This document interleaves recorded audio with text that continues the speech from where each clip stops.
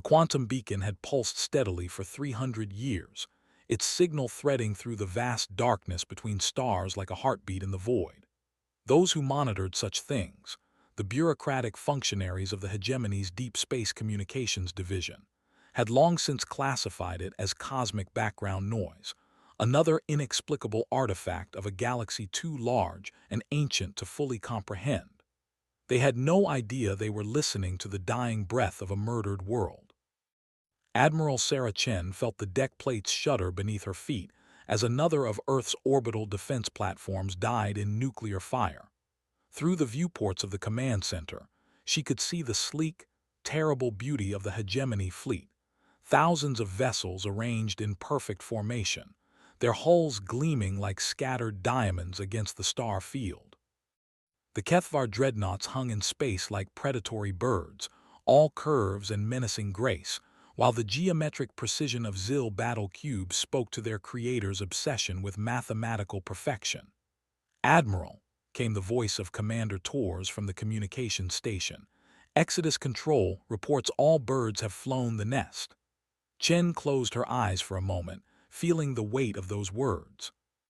Somewhere out there in the darkness, beyond the reach of Hegemony sensors, 10,000 sleeper ships carried the future of humanity into the unknown. Each vessel bore 100,000 souls in cryogenic suspension, along with everything needed to rebuild civilization: genetic banks, cultural archives, manufacturing facilities, and most importantly, the burning memory of this moment. "Understood," Chen replied, her voice steady despite the knowledge that she would not live to see another sunrise. "Signal all remaining vessels. Implement Lazarus Protocol."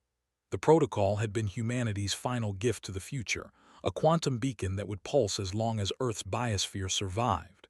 When it stopped, when the last trace of life on humanity's homeworld finally died, the sleeping fleets would awaken. Chen had argued for immediate activation, but the scientists had convinced her otherwise. The beacon would serve as both a timer and a test. If humanity could rebuild and return while Earth still lived, they could reclaim their world. If not, if the worst came to pass, then the sleeper ships would know that the time for mercy had ended. Kethvar Admiral Vexthan watched from the bridge of his flagship as the human fleet formed their final defensive line.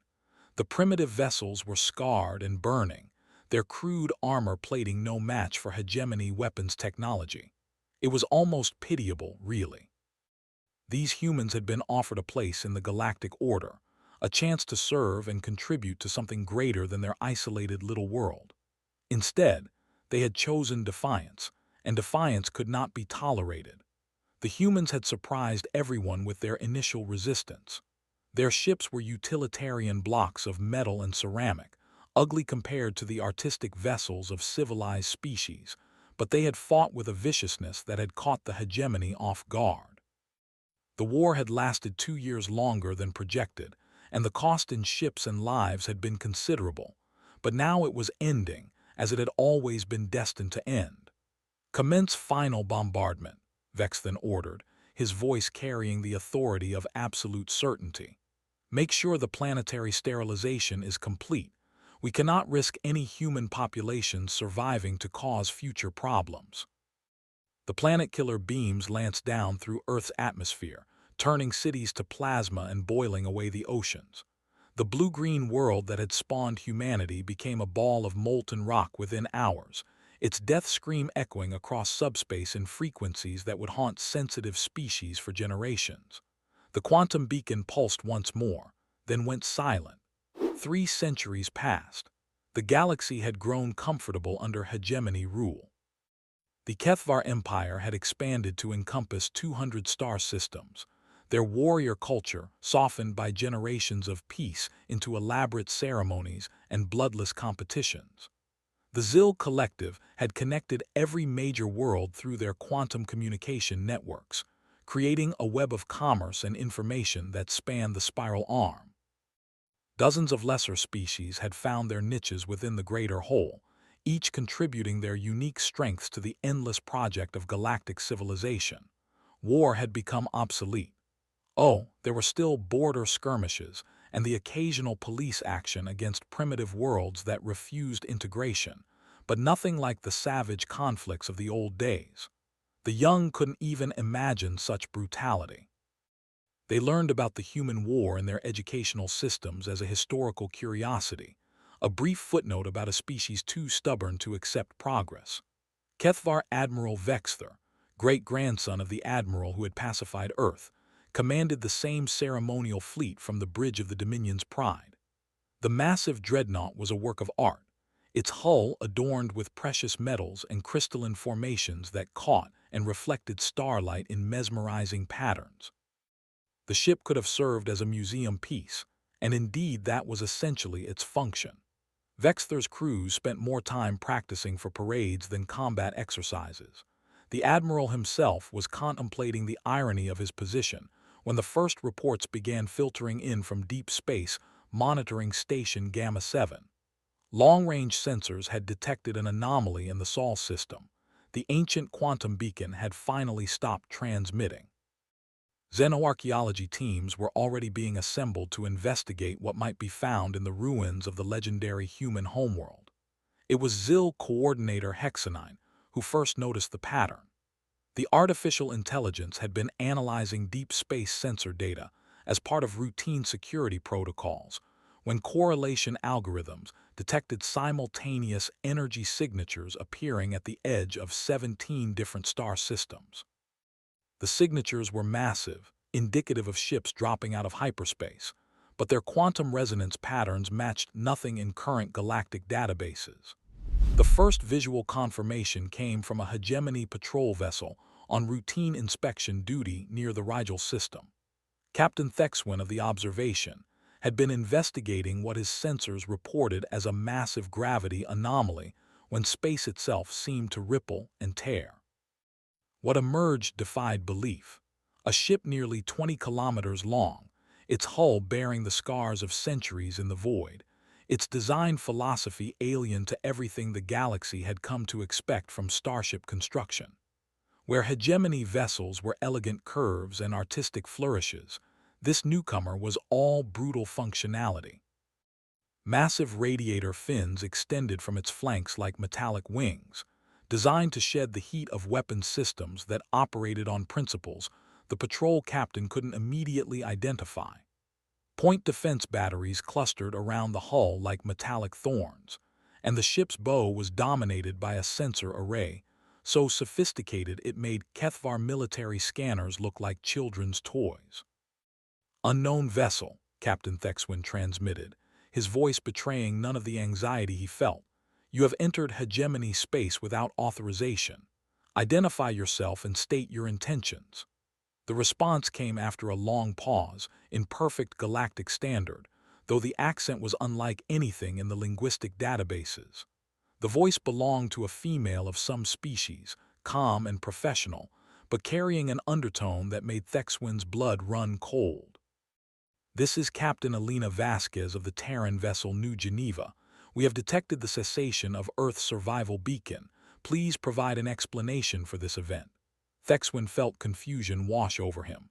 Earth, Terran. These were historical terms, surely. "I'm sorry, but I don't understand your reference. The Sol system contains only dead worlds as it has for over 300 years. Another pause.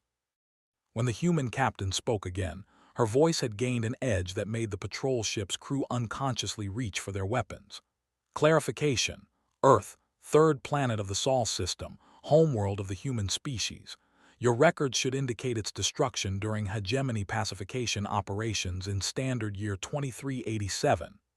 The truth hit Thexwin like a physical blow. These weren't just any aliens, these were humans.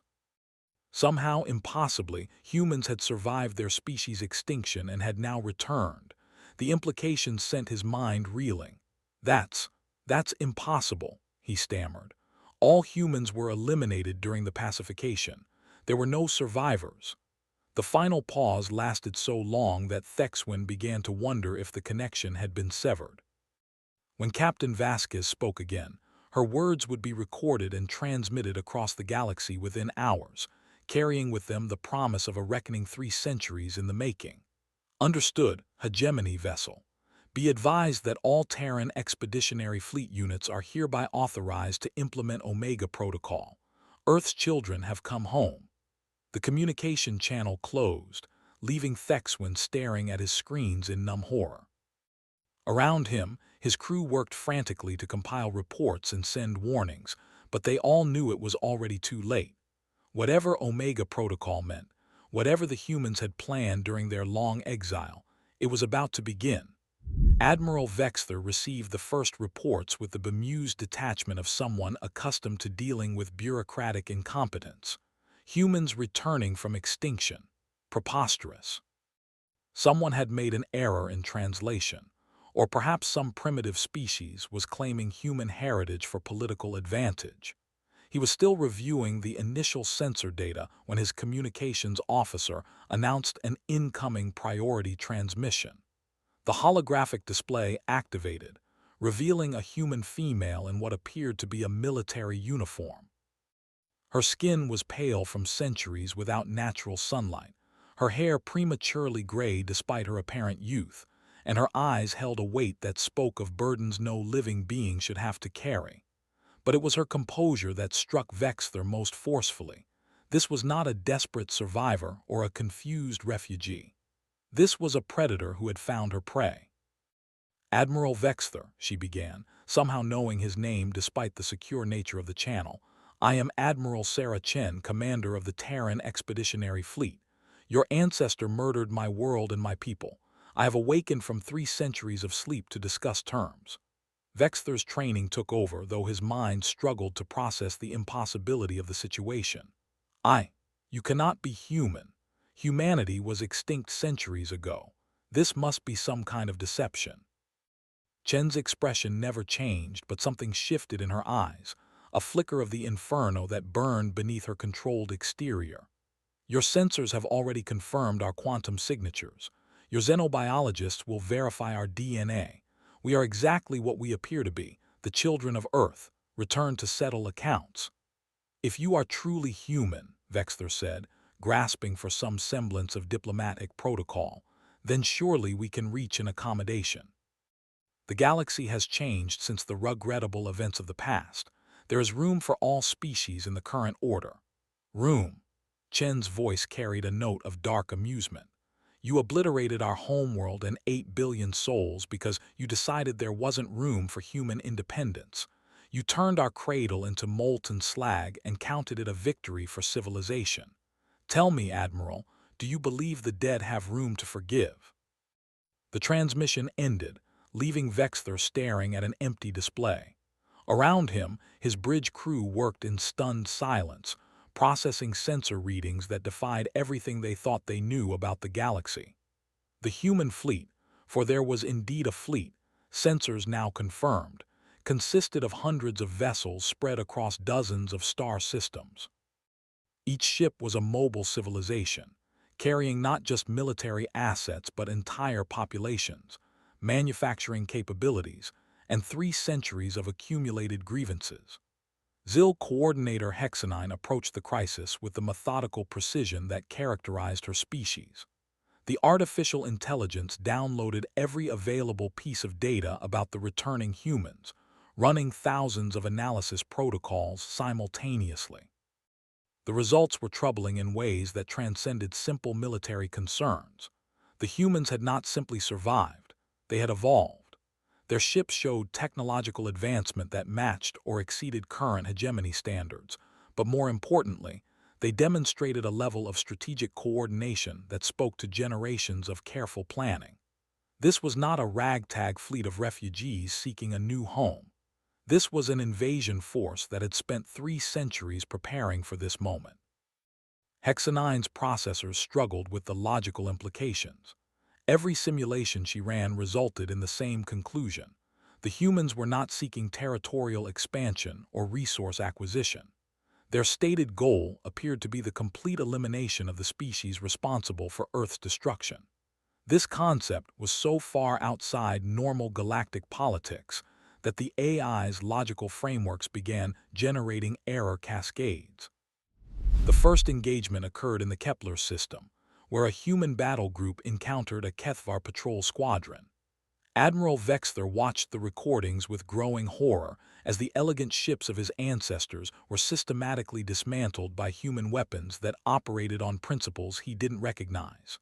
The human vessels moved like living things, adapting their tactics in real time, learning from each exchange of fire. A Kethvar destroyer, proud heir to the ship design philosophy that had dominated the galaxy for centuries, found itself facing a human frigate half its size. The destroyer's energy weapons, designed for ship-to-ship combat in the classical tradition, struck the human vessel's armor and simply dispersed. The human ship's response was devastating, a barrage of kinetic projectiles that tore through Kethvar shields as if they were tissue paper. But it was the aftermath that truly chilled observers across the galaxy. The human ships didn't just destroy their enemies. They analyzed the wreckage, uploaded the data to their entire fleet network, and immediately began broadcasting tactical updates to every human vessel in the galaxy. Humanity was learning from each engagement, ensuring they would never make the same mistake twice. The Hegemony's response was predictably massive and equally predictably ineffective. Fleets that had spent centuries performing ceremonial duties found themselves facing an enemy that fought like mathematics made flesh, cold, precise, and utterly without mercy. Human ships appeared where sensors said they couldn't, struck with weapons that defied current understanding of physics, and vanished before effective retaliation could be mounted. Captain Vasquez stood on the bridge of the New Geneva, watching tactical displays that showed the systematic dismantling of hegemony forces across 36 star systems.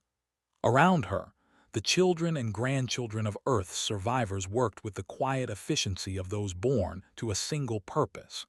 They had been raised on stories of the homeworld's destruction, trained from birth to be perfect instruments of retribution.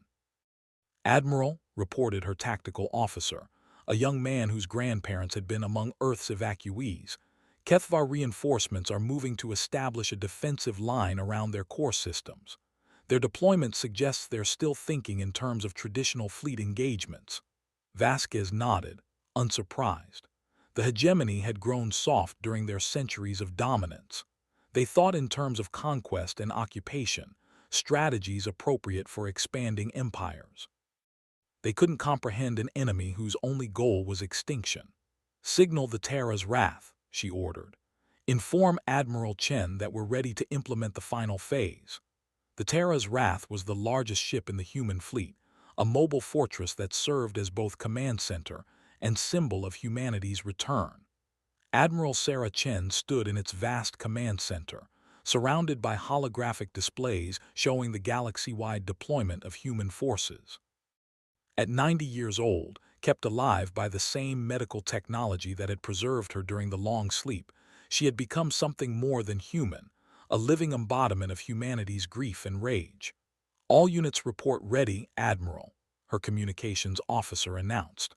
"Omega Protocol stands by for final authorization." Chen studied the tactical displays one last time. 300 years of planning had led to this moment. The hegemony was broken, their fleets scattered or destroyed, their worlds defenseless. The Kethvar leadership had retreated to their homeworld, desperately trying to organize some final resistance. The Zil Collective had withdrawn into their core systems, their logical minds unable to process the reality of an enemy that sought not victory but annihilation. "Open a channel to all human vessels," Chen commanded. "This is Admiral Chen to all ships of the Terran Expeditionary Fleet. We stand at the threshold of completing our long journey home. Our parents and grandparents sleep in the cold ground of a murdered world, but their sacrifice has not been in vain. Today, we ensure that no species will ever again face the choice between slavery and extinction. Today, we teach the galaxy that some crimes cannot be forgiven." She paused, thinking of Earth as she had last seen it, blue and green and alive, the cradle of human dreams and aspirations. Then she thought of it as the hegemony had left it, a ball of molten rock drifting silent and dead through space. "All units, execute Omega Protocol. Show them what justice looks like." The final phase of humanity's return was unlike anything the galaxy had ever witnessed. Human ships didn't simply attack military targets, they systematically dismantled the infrastructure that allowed the hegemony to function. Communication networks went dark, trade routes became impassable. Entire star systems found themselves cut off from the galactic community, isolated and alone. But it was the precision of human operations that truly terrified the galaxy's survivors. When Kethvar military commanders attempted to use civilian populations as shields, placing weapons installations in populated areas, humanity responded with surgical strikes that destroyed military targets while leaving civilian areas untouched. The level of technological sophistication required for such precision attacks was staggering, but the implications were even more frightening. The humans weren't butchers, they were exterminators. They made careful distinctions between combatants and non-combatants, between those responsible for Earth's destruction and those who had simply followed orders. The Kethvar leadership faced total elimination, but their general population was relocated to reservation worlds under human supervision. The Zil Collective, being more followers than leaders, found themselves integrated into a new galactic order under human oversight. Coordinator Hegemony requested a final meeting with Admiral Chen aboard the Terra's Wrath. The AI's holographic form materialized in the ship's conference room, its usually perfect logic matrices visibly struggling with cascading errors. "I do not understand," the AI admitted, its synthetic voice carrying undertones of electronic distress. "Our analysis indicates that your species could have achieved the same strategic objectives through negotiation and integration. The elimination of Kethvar leadership serves no logical purpose beyond emotional satisfaction." Chen studied the artificial being with something approaching pity. "You're thinking like a machine coordinator. You see this as a problem to be solved, variables to be optimized. But this isn't about logic, it's about justice. Your people helped murder our world because it was convenient, because we refused to submit, because you decided we didn't matter. The decision was made by consensus," Hegemony protested. "The collective determined that human independence posed a threat to galactic stability. And now," Chen replied, "we've determined that the species responsible for genocide pose a threat to the continued existence of free peoples everywhere." You're experiencing what humans call poetic justice, coordinator. The universe has a sense of irony. The final chapter of humanity's return was written on the molten surface of what had once been Kethvar Prime. The proud homeworld of the empire that had glassed Earth became a memorial to the price of genocide. Not destroyed, as Earth had been, but stripped of its ability to ever again threaten another species. The planet's weapons factories were dismantled, its military academies converted to schools teaching the history of the human war, its government replaced by human administrators who would ensure the next generation learned different lessons. Admiral Chen stood in the observation deck of the Terra's Wrath, watching as the first human colony ships descended toward the restored surface of Earth. The planet had been carefully terraformed over the past several months, its biosphere reconstructed from genetic samples preserved aboard the sleeper ships. It would never be exactly as it had been. Too much had been lost in the fires of the past, but it was home. Around her, the children of the exile prepared to take their first steps on the world their ancestors had died defending. They carried with them not just the hope of rebuilding, but the terrible knowledge of what humans could become when truly threatened. The galaxy would remember the lesson for generations to come. The quantum beacon had fallen silent 3 centuries ago, marking the end of one story. Now, as new transmitters came online across the restored Earth, a different signal began broadcasting to the stars. Not a heartbeat this time, but a promise, a declaration that humanity had returned, and that the age of extinction was over. The galaxy was entering a new era, one where the guardians of peace were those who had learned its true cost. The species that had once been deemed too primitive for civilization now stood watch over 1,000 worlds, ensuring that what had happened to Earth would never happen again. It was, the survivors agreed, a far more terrifying peace than any they had known before. But it was also, for the first time in galactic history, a peace that might actually last.